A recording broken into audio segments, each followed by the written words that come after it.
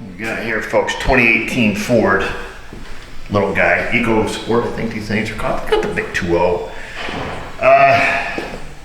Pulled the codes out of here. The guy's having a problem with the check charging system light, I guess it is, that comes on.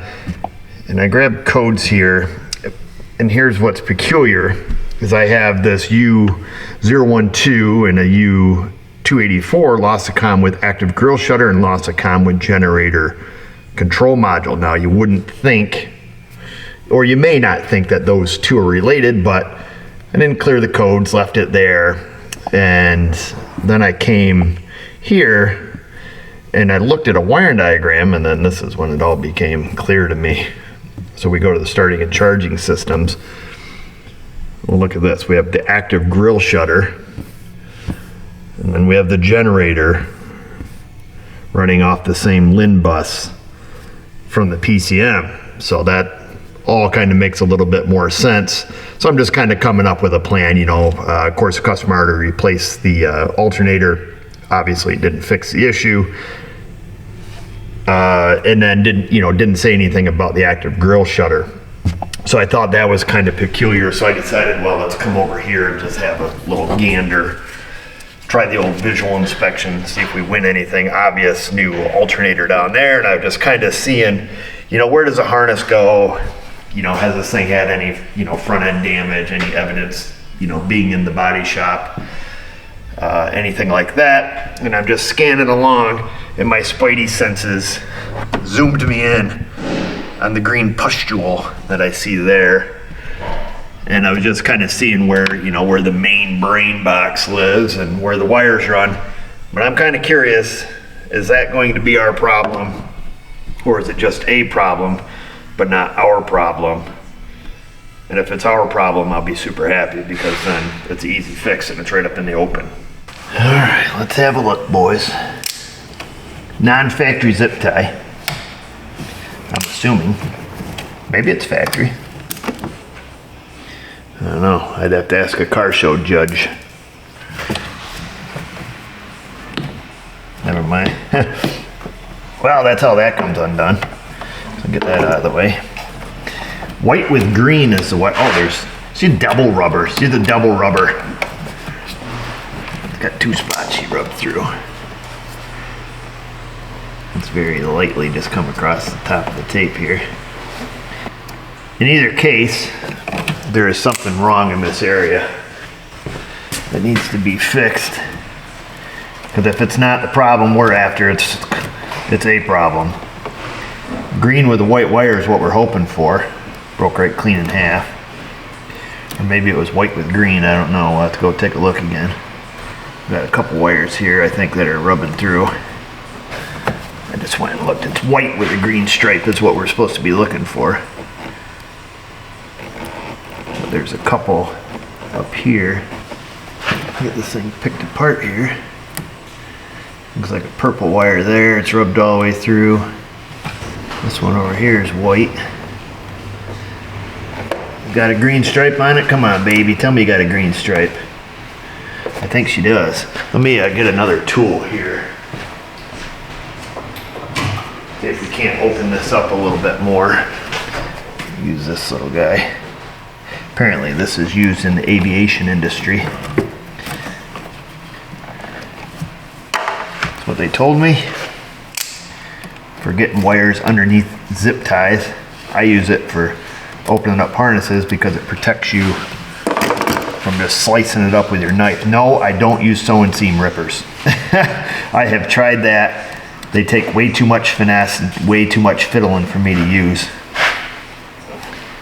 I'm just not that handy. This here works really well for me. The sewing seam rippers, every time I tried to use one in the past, all I ever did was snag a bunch of wires and cause more problem than good. I know most people use them without issues, but I'm not most people. I'm old and ornery and just do what I've been doing for years. Man, this thing's all awful goopy here, boy. All right, I think we're in the clear. heck hose is this? Does this thing come unhooked easy? I don't think so. It's a brake booster hose here or something. I don't know. We're gonna leave that alone. Let me try to finish getting some of this tape off here. Pretty stiff harness, but it has looks like a battery cable running through it. It'd probably be better served to not have this thing zip tied there, to be honest with you. This thing's pretty rigid. It's got a factory retainer down towards the bottom, and I wonder if somebody just threw a zip tie on it as a precaution, or if that is indeed factory. Okay, here we go. Let's see, how many wires are victims? This wire here is a victim. Yeah, that one's definitely almost rubbed all the way through. This one is holding on by about a strand. Oh, must be more than a strand. Got some pretty good pressure on it. In either case, it needs to be fixed. I have no idea what those two wires are, but let's zoom in on the one that we think is going to be the money shot. All right, get your hankies ready, boys. Oh yeah. Is it white with, oh, she's white with the green too. That's the wire we're looking for. That's one causing all the problems. The real troublemaker. And then these two are just secondary. That one's rubbed. And that one's rubbed. So, rub. The old chub rub. I want to make sure none of these other ones are. This one has a little dent in it.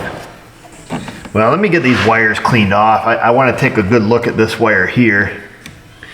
The blue one and this gray yellow.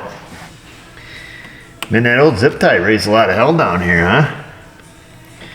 Because that one there has a little dinger in it too. I can feel it on the old screwdriver.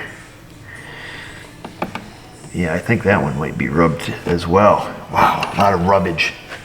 All right. Super close-up look for you. Unenhance, unenhance, unenhance. I don't see any bare copper. It just looks like I'm just feeling a ding there in the insulation. I went ahead and just used some standard procedure here, some you know, closed barrel, non-insulated, little crimpy doodads there. A little bit of heat shrink. I was talking with one of my friends while I was doing it, so you didn't get to see that process, but rest assured, I fixed the three wires here, this purple and green, the blue with green, and the white with green. Kind of a theme going on there. We'll zoom in on that. We'll get her taped up. I don't believe that it's necessary to zip tie that to that bracket, if I'm being perfectly honest. So I think everything's okay. I think it's gonna be all okay there, Eric. Looks good. Now, if there's one thing I can teach you, it's how to make the mini roll. Anybody who follows this knows this trick. Get the Scotch 33. Take your 10 mil, if you can find it.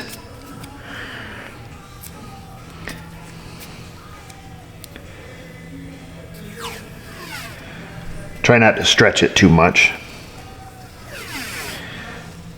And then just lightly wrap her around the old 10 mil. Doesn't have to be a 10 mil, in all fairness.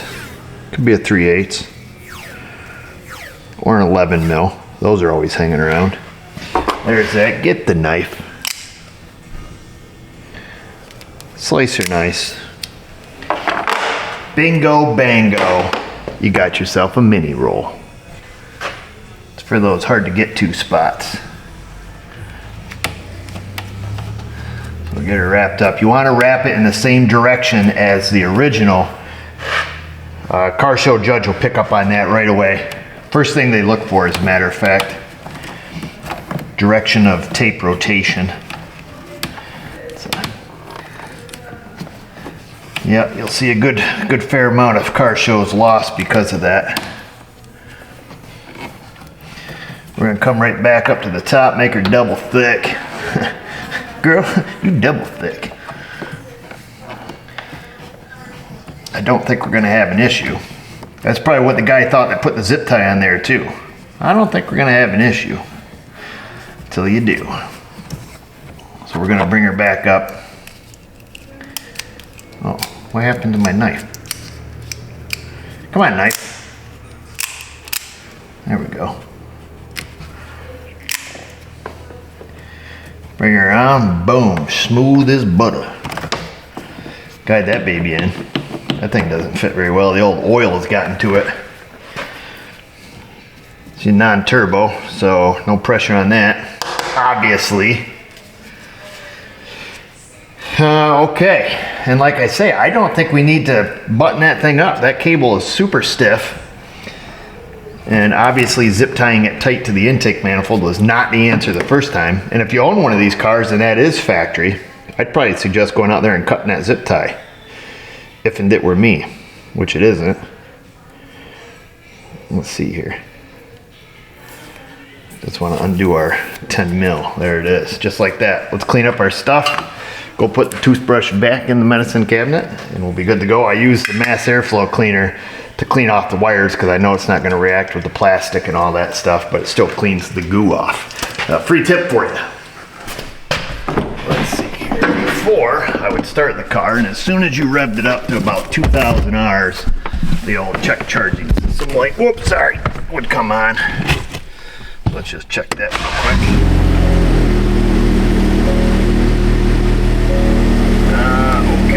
Okay.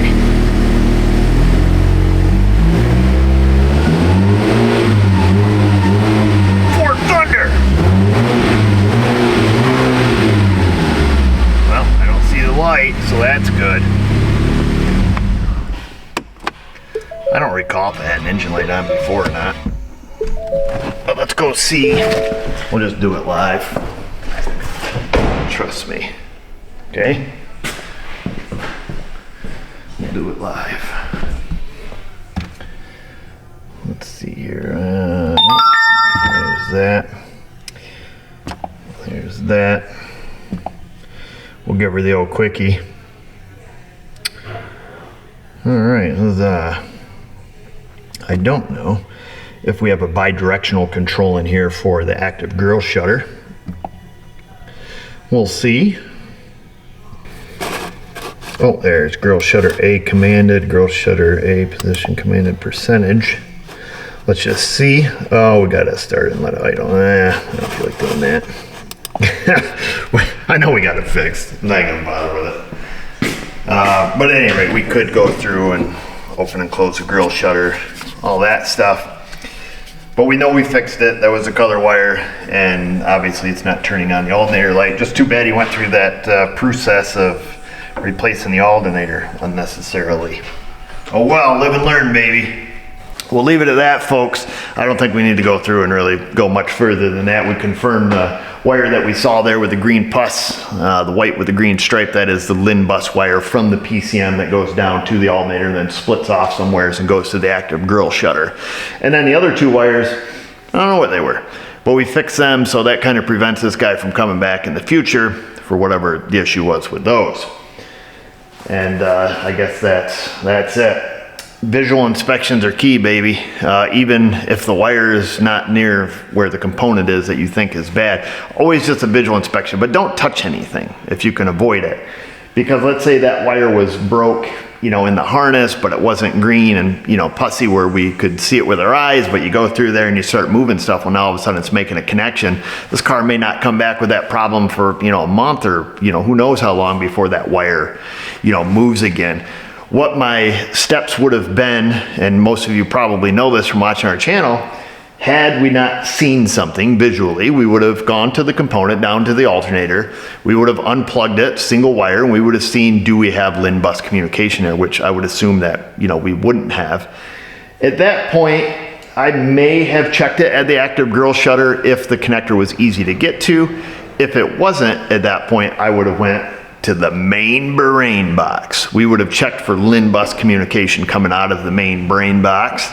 If we had it there and didn't have it at the alternator, then we would have touched some wires, because we would have had our data. We would have said, hey, you know, we have LIN, you know, we have the 0 to 12 volt LIN communication here at the ECM, but we don't have it at the alternator, we don't have it at the grille shutter. Therefore, there's an open circuit, you know, in the wiring. In which case we would have looked at a diagram, seen, you know, is there a connector that we can break the system in half, check it there, and we would have done our normal process, as they say in the north, for tracking down the wire. So, which is pretty standard stuff. So, anyhow, why don't you guys go leave just the standard YouTube comment down there in the comment section. Look for us on the Insta, the Facebook. And just remember, viewers, if I can do it, you can do it. Thanks for watching.